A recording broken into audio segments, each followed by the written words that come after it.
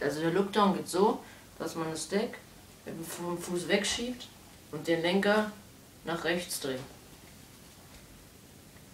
Man kann auch so machen, dass man erst das Deck macht und dann den Lenker. Oder erstmal nur den Lenker, das ist am einfachsten. Am Ende müsste es so sein, dass man das gleichzeitig macht. So, so.